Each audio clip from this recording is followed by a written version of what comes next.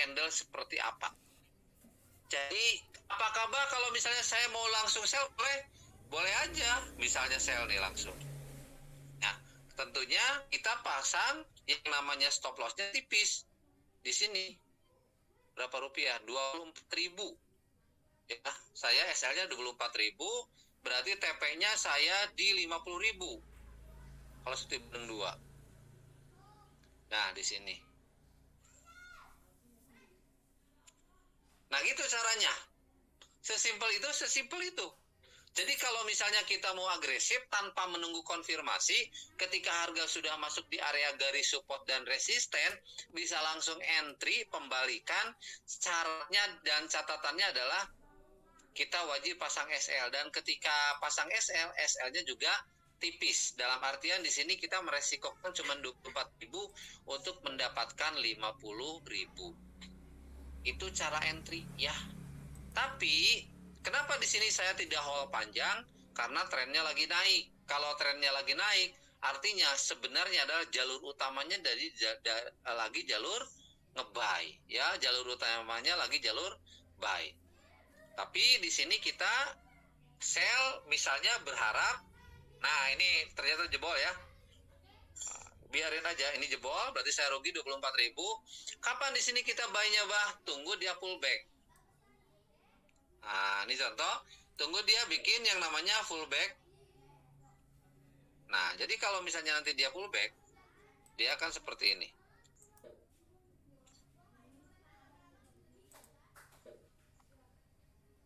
Kalau dia pullback, dia akan naik, turun, dan nah, kemungkinan dia akan seperti itu.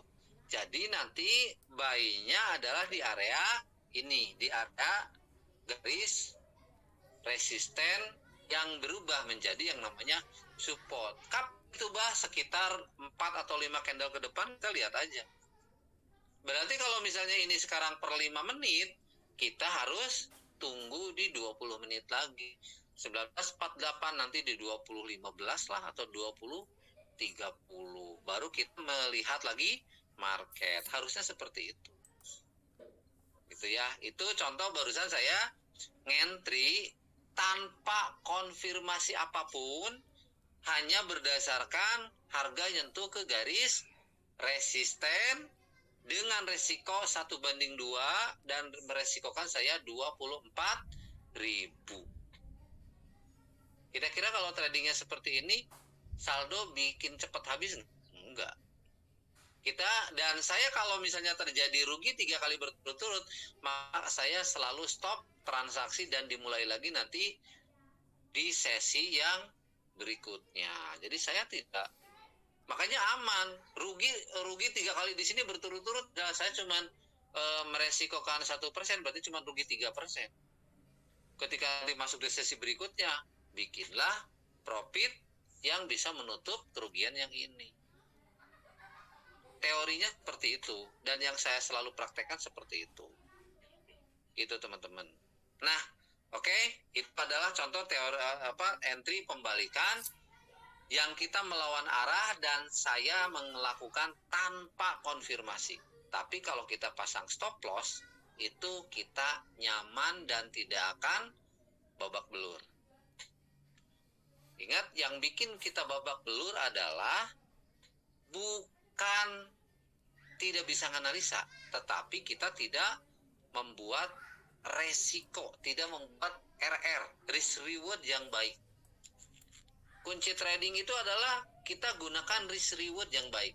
Teman-teman, saya dalam setiap hari tidak pernah tidak rugi. Setiap hari saya trading, saya selalu ada rugi, ada untung. Tapi di ujung cerita, ya, di ujung cerita malam, biasanya ketika mau tidur, secara keseluruhan saya selalu profit. Kenapa? Karena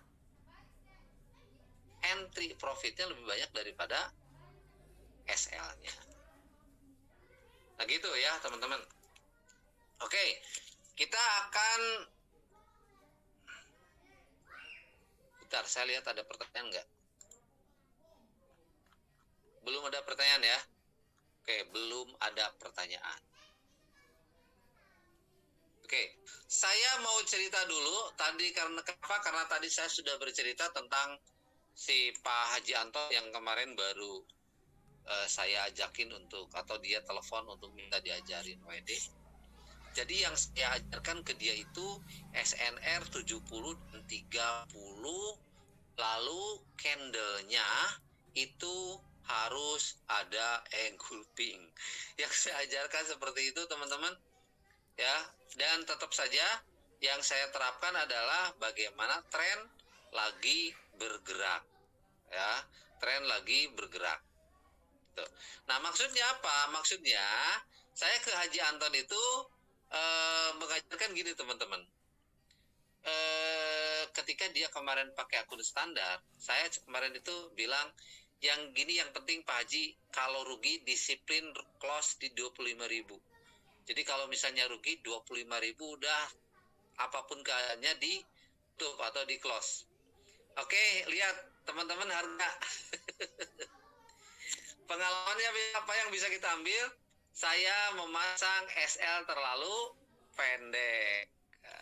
Padahal kalau barusan tidak pasang SL pun ini harga balik ke bawah di resisten dan bisa profit. Ternyata dia tidak bikin pullback ya.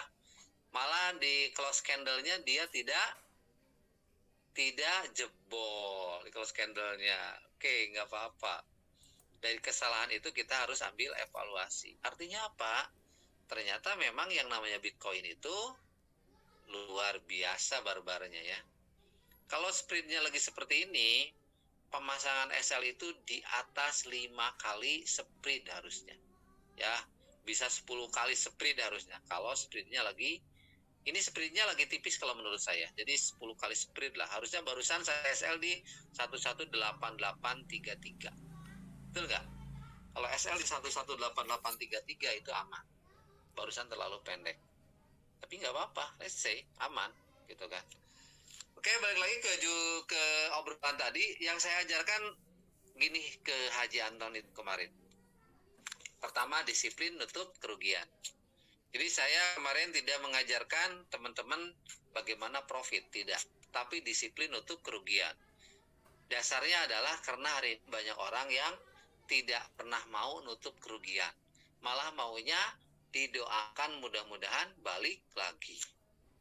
Ada nggak sih teman-teman yang mendoakan mudah-mudahan balik lagi? Aduh, ini udah makin gede ruginya, mudah-mudahan. Aduh, udah makin gede ruginya, mudah-mudahan. Ada nggak sih yang seperti itu? Kalau ada, katakan, buka mic-nya, katakan saya. Akhirnya yang terjadi apa? Secara penilaian harian, itu rugi besar dibiarkan, profit sedikit, akhirnya ditutup. Tuh, jadi yang pertama yang saya ajarkan ke Pak Haji Anton kemarin adalah bagaimana disiplin tutupnya di 25.000. Tuh. Yang kedua, saya tidak mengajarkan pending order. Kenapa? Karena beliau kurang paham di otak-atik masalah sell limit, buy limit, bikin garis pun dia nggak tahu. Ya bayangin aja orang yang udah usianya 69 tahun teman-teman. Beda dengan Bang Hisam. Bang Hisam masih anak muda gitu kan. Bahkan anaknya juga baru 2 ya Bang Hisam ya. Bang Hisam anaknya baru 2. Apa belum punya anak ya? Belum nikah, belum punya anak. Sengaja saya tanya biar nongol. Nah, apalagi Bang Hisam masih pemuda. Ya, lagi mencari pasangan. Oh, udah ada katanya. Udah ada pasangannya dari Samarinda. Nah, belum nikah. Nah, artinya apa? Artinya mahir lah ngotak-ngatik. Mau bikin trendline, mau bikin Pibo, mau bikin tambahin indikator apa, gak terlalu menjelimet. Nah kalau usia kita udah 69 tahun, maaf kata, udah senior kan gitu kan, udah banyak makan asam garam, pemikirannya pun selalu pecah-pecah. Ya makanya saya gak mungkin memasukkan hal yang terlalu rumit. Ya wes Pak Haji, saya bilang kemarin itu, pokoknya Pak Haji tinggal perhatikan yang namanya merah dimakan hijau, hijau dimakan merah, dan itu harus ada di area 70 dan 30. Cuman itu kemarin yang saya ajarkan. Oh gitu ya Pak? Iya. Areanya 70 dan 30 di sana nongol, merah dimakan hijau, hijau dimakan merah. Kalau misalnya salah posisi 25.000 close. Dia nurut teman-teman. profit, bisa WD. Nah jadi jangan salah gitu. Emang bener nggak sih teori itu? Ya udah kita tinggal perhatikan. Yang tadi ikut sell dan tidak pakai SL profit. Yang tadi ikut sell dan SL-nya sama dengan saya, selamat menikmati ini ya. Penyesalan. Jadi garis biru yang saya buat tadi benar ya, itu SNR. Nah di ini garis ini benar nih. Ini benar banget ya, ini SNR kuat banget. Oke. Contreng ya, bukan contreng, contoh ya. Oke, saya mau tebelin deh ini ya. Saya mau tebelin deh garis ininya.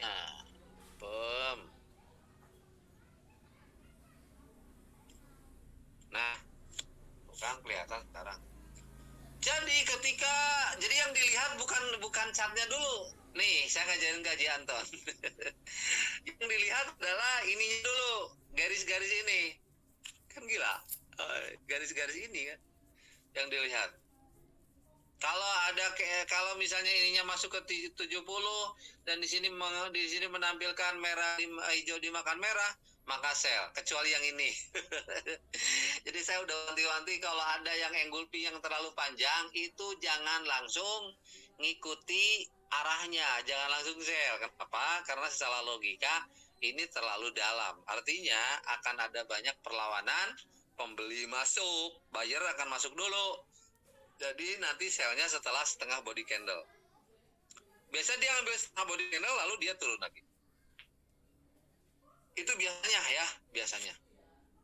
Nah, contoh nih yang di sini kita lihat bener nggak sih? Lalu saya pun tidak mengajarkan multi time frame. Kan ada time frame-nya M15, ada time frame-nya M30, ada time frame-nya H1, ada time frame-nya H4 gitu. Saya tidak ajarkan itu, teman-teman. Wes lah Pak Haji, udah plototin aja M5 udah aja. Dari pagi, dari subuh sampai subuh lagi M5 aja. Biar gak usah puyeng. Gitu ya. Jelas ya, mudah-mudahan teman-teman mendapatkan beberapa hal dari yang saya sampaikan. Contoh misalnya, ini di 70. Ada yang engulfing, kalau nggak ada jangan transaksi. Cuma gitu. Lalu geser lagi. Ini masuk area 70. Begitu masuk area 70 ada engulfing yang enakeun. Nah, ini nih. Hijau dimakan merah engulfing. Maka ketika itu muncul sell. Kalau tidak ada engulfing kayak ini. Dia tidak ada engulfing, tidak transaksi. Saya ngajarin gitu. Pokoknya ada engulfing, gas transaksi. Nggak ada engulfing, jangan transaksi. Pokoknya area 70 itu dari mulai 65 sampai 75 itu area 70 ya. 65 sampai 75. Ketika dia ke bawah, contoh yang ini di 30 nih, ini udah di 30 nih. Begitu di sininya di 30, dia tinggal nunggu engulfing. Begitu ada engulfing, dia langsung buy. Seperti itu. SL-nya di bawah ini, SL-nya di bawah sumbu. Tuh di sini berarti. Alhamdulillah. Saya hanya mengajarkan itu kemarin ke Pak Janton. Tapi dia disiplin. Disiplinnya itu dua. Disiplin close ketika dia rugi 25.000. Lotnya 001 pakai akun standar rupiah. Jadi ketika dia rugi 25.000 dia close. Gitu. Ketika profit dia 1/2 kebanyakan. Jadi 50. Oke. Nah, contoh yang ini. Ketika di sini, ketika harga di sini malah areanya udah di 94, areanya 94, namun di sini tidak muncul engulfing, maka dia tidak sell. Gitu teman-teman. Udah aja dia tidak sell. Tapi ketika muncul engulfing, ininya masih di atas 70, di atas 70 ya, tuh.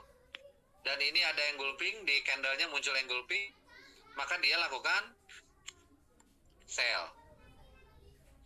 Hasilnya profit. Ini ada 2 engulfing. Dia lakukan sell. Areanya di sini di atas tuh. Ini di sini. Di atas 7 di 85, di atas 70. Dia ada engulfing di atas, begitu ini masuk 85.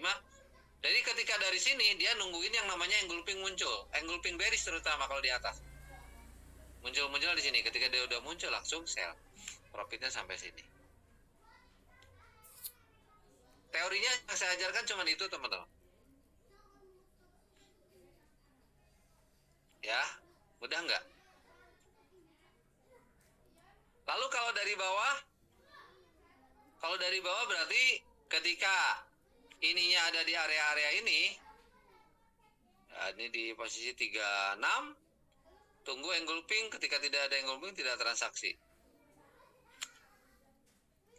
Baik, itu EMA-nya ada 5. Yes. Ntar saya ceritain Bu Rina. Ini saya lagi kemarin saya ngajarin Pak Anton seperti itu. Sederhana itu ya. Jadi mudah-mudahan aja bisa jadi ilmu buat teman-teman juga. Ketika di sininya dia ke area 34, ini 34. Ini 38. Area 30 lah ini. Apalagi ini nih, ini area 38, 39. Lalu muncul di sini engulfing, area di bawah lah muncul engulfing, maka ini adalah masuk ke dalam SOP, langsung buy, berhasil. Ini engulfing di posisi 36, masuklah ya, masuk muncul engulfing, maka di sini ngebuy, masuk SOP.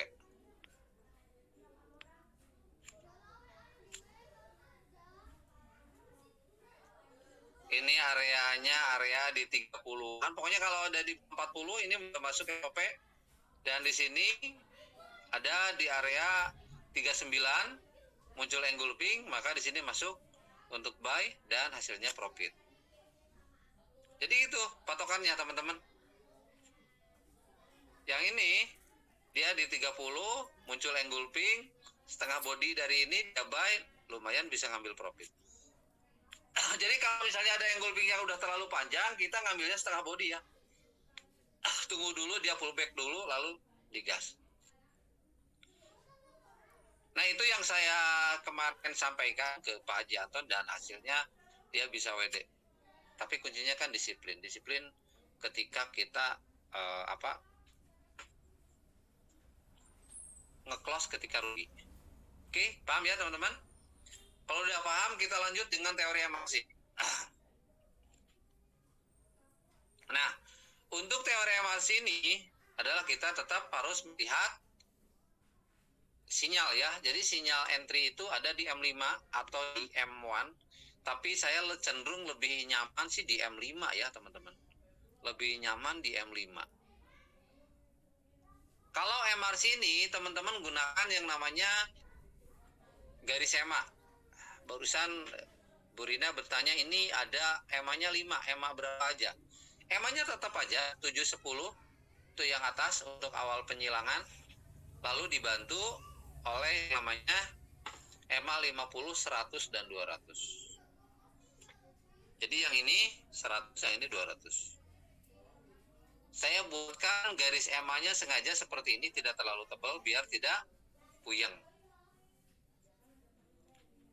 Rumus kunci ketika kita mau ngambil entryan di para EMA atau dengan MRC, para EMA dan RSI, ya tentunya teman-teman pastikan dulu bahwa para EMA-nya ngebentuk jari sejajar, ya, jari sejajar yang calalangap gitu kan kalau bahasa Sundanya, yang terbuka, jari yang terbuka ini kayak ini nih, ya, artinya kalau misalnya semua para EMA atau harga di atas EMA 200 dan para EMA yang lain di atas EMA 200, maka kita bisa ambil buy. Kenapa? Karena tren lagi naik. Yang sekarang aja ini trennya lagi naik. Dan saya kira ini masih tetap akan naik. Biar lebih jelas ditengok dulu lah ke M15. M15 boleh EMA 710 enggak teman-teman? Tidak. Hati-hati, walaupun itu ada engulfing, itu bukan engulfing pembalikan yang benar-benar bisa balik. Alasannya kenapa? Alasannya karena tidak jebol EMA 710. Teman-teman, EMA 710 ini yang atas itu adalah EMA sakti ya. Sakti banget itu. Jadi kalau misalnya terjun ke bawah dia tidak jebol, jangan langsung sell. Ya. Nah, ini apakah di sini dia setengah body candle akan ngambil turun ke bawah, lalu ngejebol EMA 710 hingga dia EMA 710-nya dibuat silang? Kita lihat dulu. Ini engulfing, biasanya ngambil setengah body candle lalu terjun ke bawah. Biar pastinya ya kita lihat di time frame yang lebih kecilnya. Berarti nanti tinggal tunggu di sini. Kalau ini ngejebol naik terus ke atas, berarti dia akan terbang lebih tinggi. Kalau misalnya dia ngambil setengah body candle, harusnya di sini harus sudah mulai muncul candle turun di 710-nya. Gitu teman-teman. Ini mau buy mau sell sah-sah aja, yang penting pakai stop loss, dan ini stop lossnya saya kira tipis ya. Yang sekarang ini stop lossnya tipis. Tapi kalau menurut saya dia tidak jebol EMA 10, kemungkinan akan naik. Dan trennya juga masih kuat untuk naik. Itu. Hati lagi malam minggu. Malam Senin atau hari libur ya. Nah, balik lagi ke bahasan EMA 7 para EMA ini. Jadi teman-teman, biar lebih mudah, gunakan para EMA ini sebagai pantulan. Seperti yang tadi saya bilang. Gunakan para EMA ini sebagai pantulan. Kalau teman-teman lagi banyak waktu, lagi melototin chart di sini seperti ini, teman-teman mau ngambil scalping copet-copet, boleh gunakan pantulan EMA 710. Seperti halnya ketika misalnya ada candle seperti ini, dia tidak ngejebol ke EMA 710, ini cuman tuh ekor bisa buy. Pokoknya yang ekor nyentuh bisa buy. Itu kalau misalnya teman-teman mau copet-copet, melototin chart, ngambil di posisi area seperti ini. Tapi kalau misalnya teman-teman mau lebih tenang dan mendapatkan probabilitas atau hasilnya yang lebih tinggi, atau hasilnya yang lebih banyak, gunakan pantulan garis para EMA. Entah itu 50, jadi di setiap garis EMA itu teman-teman siap-siap. Kalau teman-teman mau misalnya nunggu istilahnya ada risiko, berarti tunggu pola candle pembalikan ketika harga masuk area EMA. Tapi kalau misalnya teman-teman mau lebih agresif, boleh-boleh aja. SL-nya tipis, resikonya mendapatkan untung lebih banyak. Tapi kita tidak mendapatkan data yang jelas, dia mantul atau jebol. Gitu. Contoh, ketika misalnya harga di sini dia masuk area EMA 50, ya, ketika dia masuk area EMA 50, kita langsung gaspol, misalnya kita langsung gaspol buy, maka di sini SL-nya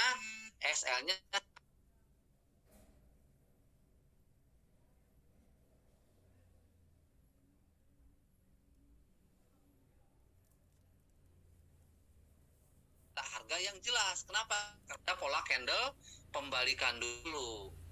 Gitu. Ada telepon, saya suruh dengerin. Ada nomor masuk, saya suruh dengerin. Ternyata dia sadar, lagi edukasi gitu kan. Ada lagi ceramah. Tuh dia memang benar naik ke atas. Jelas ya? Jadi entry itu tergantung teman-teman. Nah, biasanya cek juga yang namanya RSI. Ketika misalnya di sini mantul EMA 100 nih, RSI-nya juga udah di bawah. Artinya kalaupun kita misalnya nge-buy, tidak akan rugi-rugi amat. Kenapa? Karena harga lagi di bawah. Yang ini pantulan EMA 100 lagi nih. Jalan engulfing dan ininya juga lagi di bawah. Wis, ini masuk ke SOP, gas. Nungguin yang kayak gitu aja. Boleh nungguin yang kayak gitu, boleh. Di sini cuman misalnya dalam satu hari, ini cuma 3 kali. Tapi profitnya lumayan tinggi. Daripada kita ngentri 100 kali, ujung-ujungnya lebih banyak ruginya daripada profitnya. Ada gak yang seperti itu? Kan nanti kerepotan kalau gitu, teman-teman. Benar nggak? Oke. Tuh. Lalu kalau misalnya lagi posisinya begini nih. Kalau posisinya lagi begini, nah ingat. Di sini berarti trennya lagi turun. Tungguin aja di para EMA. Yaitu contoh yang ini. Ini udah jebol EMA 200, tapi tunggu dulu. Misalnya 3 atau 4 menit, ternyata dia bikin balik lagi ke bawah. Ininya di posisi 70, sell lagi. Yang ini masuk di pantulan EMA 100. Tidak jebol, sell lagi. Yang ini udah jebol EMA 200, dia harganya juga udah masuk ke 80, Kita tunggu, jangan langsung buy, jangan. Ya, jangan langsung buy. Tapi kalau misalnya teman-teman udah di sini mau langsung agresif sell, boleh nggak? Ya boleh-boleh aja, tapi harus ditengok dulu di sebelah kiri ada apa. Coba di sini dibuat garis aja. Nah, gini kan? Ya. Nah, misalnya ketika di sini harga udah di sini ada area resisten, di sini udah nyentuh, ininya juga udah masuk di 80, gaspol langsung sell, boleh? Boleh. Gitu, apalagi di sini balik lagi ke bawah. Jadi patokan para EMA dan SNR harus kita pakai. Gitu teman-teman. Bah, kalau misalnya saya tetap puyeng, kalau teman-teman tetap puyeng, dibuang aja garis para EMA-nya, gunakan EMA 710. Ada nggak yang pernah menyobain hanya gunakan EMA 710? Kalau puyeng nih ya, gunakan hanya EMA 710 tapi di 5. Tuh. Maksudnya gimana, Pak? Ya udah cobain nih. Saya hilangin ya.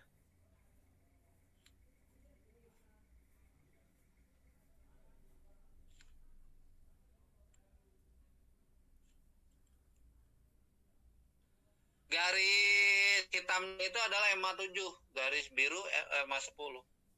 Kalau mau pakai gini, jurus yang begini, ketika sideways jangan transaksi. Sideways itu adalah ininya dempet. Tuh, ininya dempet. Dempet garisnya di tengah-tengah candle. Lupakan aja, jangan dulu transaksi. Ketika misalnya EMA 7 di atas EMA 10, berarti kita cari buy. Ketika EMA 7 di bawah EMA 10, kita cari sell. Contoh sini.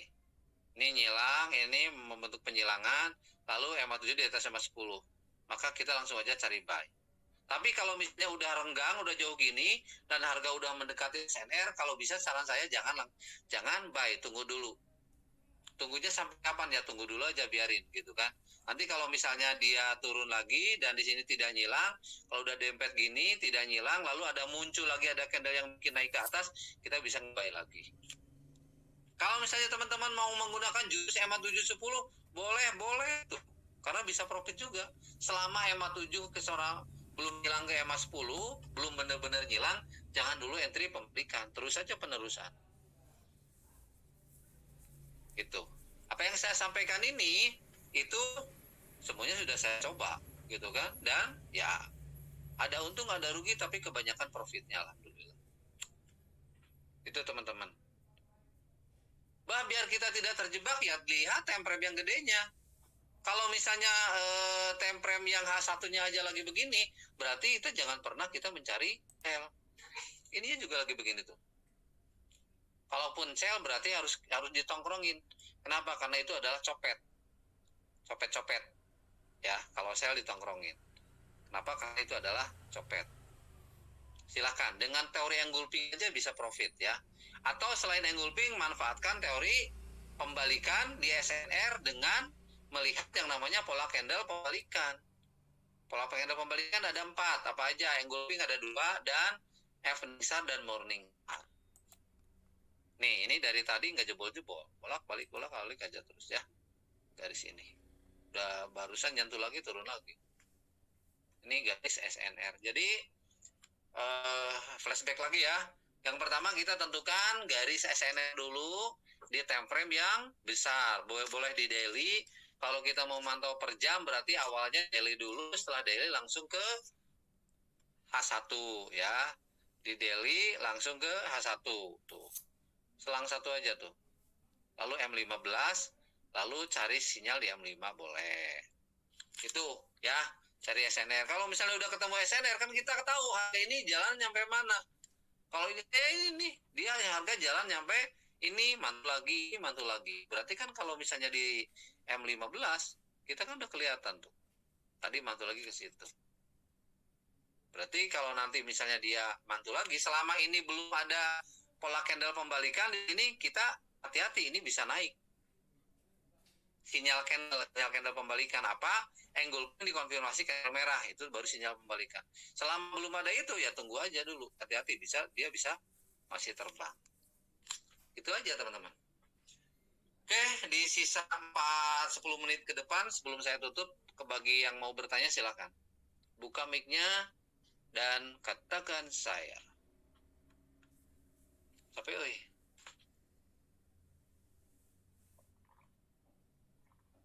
Ada yang bertanya? Apakah edukasi saya merubah? Enggak, ini lagi. Lawang dari sini aja udah jelas. Ini sinyal sel, ini sinyal sel, kan gitu. Nah, ini bisa ngebom tipis-tipis maksudnya. Jadi kalau mau ngebom harus benar-benar keluar sinyal sel. Ini sinyal sel. Baik. Gitu ya. Hari ini Bitcoin harganya sulit untuk kita analisa. Ya memang namanya juga hari libur. Makanya trading itu sebenarnya fokus utama target itu di hari kerja, Senin sampai Jumat. Sabtu Minggu kebanyakan orang liburan sih ya. Dan informasi update ya, ini saya lagi seperti yang kemarin saya bahas di grup gratisan, saya saat ini lagi nambah aset, yaitu main di kripto ya. Main di kripto, kebetulan ada beberapa teman saya ya, jadi ada teman saya dia udah sukses di kriptonya, jadi saya udah mulai mempelajari. Artinya saya ini hidup dari bisnis online, hidup dari trading. Artinya kita harus menambah aset investasi kita di dunia trading ya, di dunia trading. Baik forex ataupun setelah kita forex mendapatkan hasil, punya aset, punya duit, kita boleh nambah aset ke tempat lain sesama online yang tidak mengeluarkan modal terlalu besar dan bisa dikerjakan tanpa mengganggu aktivitas utama. Itu ya. Jadi saya di kripto itu investasi kalau nggak salah, dan modalnya sangat kecil, bisa dimulai dari $10. Namun ini saya belum bisa open. Kenapa? Karena ini saya lagi praktekin dulu. Ya, jadi nanti kalau misalnya ada teman-teman, tapi dari mulai sekarang kita udah mulai pendataan. Bagi ada teman-teman yang mau ikut nambah aset di kripto, boleh nanti japri saya. Saya udah mulai membuat pendataan. Jadi nanti kita akan membuat tim juga di sana gitu kan, bareng teman saya nanti yang dari Singapura, ada yang dari Singapura, dari Jakarta, mereka udah pada mulai jalan. Tapi fokus utama saya adalah ngawal edukasi trading forex ya. Cuman nyimpan asetnya nanti saya coba nambah aset di kripto gitu teman-teman ya. Ya kalau kita banyak aset kan enak, betul nggak sih? Dari forex misalnya belum di WD ada sekian ratus juta, dari kriptonya juga gitu kan enak. Kita nggak perlu lagi bawa uang cash ya, kita nanam aset di broker kita ya, di wallet kita. Oke, ada pertanyaan nggak? Silakan kalau ada yang pertanyaan teman-teman. Contohnya sekarang market lagi bergerak ini di area ini, kita tidak dulu mengambil area transaksi kalau lagi begini. Kenapa? Karena ya ini belum kalau mau turun tidak ada sinyal turun, belum ada sinyal turun. Kalau mau naik memang trennya lagi naik, gitu kan? Di sini aja di satunya aja dia belum jebol 710. M15 aja dia tidak jebol 710. Maka saya santuy tidak ngambil area transaksi sampai benar-benar muncul sinyal nanti di M5. Gitu. Oke? Atau cukup ya? Bentar, saya cek dulu, takutnya ada pertanyaan di Bah, itu EMA-nya ada 5. Udah, ini Bu Rina udah saya jawab. Saya daftar baju untuk aset kriptonya. Ya, nanti kita di belakang ya. Jadi japri-japri aja buat saya nanti buat pendataan dulu. Sehingga nanti saya ngajarinya gampang. Karena di sana tidak tak kayak trading yang harus diplototin di forex tidak ya. Siap ya Pak Nenggolan. Oke teman-teman, tidak ada pertanyaan saya lihat di grup. Terima kasih atas waktunya teman-teman, dan mohon maaf jika ada salah-salah kata ya. Apa yang saya sampaikan murni karena saya ingin berbagi edukasi ya. Bagi teman-teman yang masih terasa berat, kesliding atau apapun itu yang bikin teman-teman susah untuk WD, boleh japri ke saya atau tanya di grup atau terserah teman-teman lah. Ini saya kok gini terus nih Bang, gimana sih penyebabnya gitu kan. Itu terserah ya, boleh silakan tanya. Cuma ada satu hal yang kita harus garis bawahi adalah di pengelolaan risk reward nih ya teman-teman, yang masih kita kacau. Dan bahkan mungkin banyak teman-teman yang masih tidak disiplin untuk mengelola risk rewardnya. Ya, batas ruginya berapa, untungnya berapa. Kalau saya 1:2, kalau lagi prototin saya rugi 25.000 di cut. Dengan 0,01 di akun rupiah, akun standar rupiah atau pro rupiah, lot 0,01. Kalau saya lagi diplototin, harganya lagi agresif, rugi 25.000 saya cut. Saya gitu. Dan profit 450 saya ambil. Tapi kalau misalnya saya tinggalin, saya tentunya menggunakan SNE antara TP dan SL. Oke? Jelas ya? Yang jelas, SL jangan lebih dari 2%. Gitu. Saya tutup. Kurang lebih mohon maaf, kita ketemu lagi. Bentar, saya mau lihat dulu. Oke, ini sampai besok dia akan ngejar di sini. Ya, tunggu aja lah di 119311 atau di 120241 di sini. Ya, kita tunggu aja si Bitcoin ini ya. Kalau untuk emas XAU. Mas gimana nih Mas kabarnya? Oh, di emas kan kita kelihatan tuh. Apa nih di emas? Di sini kita kelihatan. Nah, kemungkinan nih Bang Isam, emas itu ini kan malam ini malam kemarin dia udah mau turun, tapi dia ternyata ini bikin ekor penolakan. Bisa jadi pas jam 5 nanti buka dia ngejar ke sini. Berarti gimana Bang Mas? Kemungkinan masih kuat untuk up. Hati-hati jam 5 bisa ada ini ya gap ya. Tuh, masih kuat untuk up Mas juga. Di sini lagi terjadi rejection sebenarnya. Gimana Bang Isam? Rata-rata harganya kalau di H1 itu kayaknya di konsolidasinya panjang ya Pak ya? Panjang banget konsolidasinya. Ya lihat aja Bang Isam, ini kan lagi begini. Jadi kalau kita melihat candle itu lagi belang, merah, hijau, merah, hijau, merah, hijau, merah, hijau, merah, hijau. Fix time frame besarnya juga lagi bolak-balik.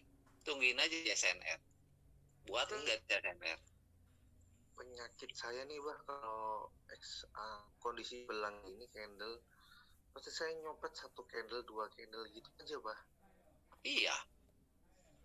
Ini kan saya ngejawab pertanyaan Bang Isam kemarin, pernah nelfon saya, dia nanya, "Bah, saya heran waktu beberapa minggu kemarin enakan banget gitu kan. Tapi kenapa yang sekarang jadi begini?" Ya bisa jadi di time frame besarnya lagi sideways. Bisa jadi lagi konsolidasi kan time frame gedenya di weekly-nya bahkan. Nah, ini kalau kita lihat kan di ininya aja. Di weekly-nya aja di sini banyak sumbu-sumbu panjang sementara bodinya tipis, maka tentunya di time frame yang kecilnya akan banyak bolak-balik. Ini aja nih kalau kita lihat dari sini aja, ini tuh ini udah belang begini, artinya konsolidasi. Yang perlu kita lakukan atau teman-teman yang mau ngentri tinggal bikin SNR pendek. Gimana sih Pak SNR pendek? Ya tandain aja gini tuh, ini konsolidasinya di mana tuh SNR pendek. Nah gini, udah. Lalu ngentrinya di mana? Tongrongin temperat kecil. Bolak-balik aja terus di sini. Agit ya, teman-teman. Sell buy gitu aja terus.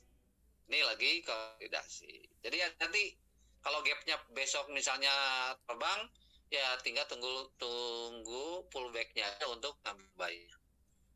Oke teman-teman, terima kasih waktunya. Mohon maaf jika ada salah-salah kata. Ketemu lagi nanti hari Rabu. Saya tutup. Assalamualaikum warahmatullahi wabarakatuh.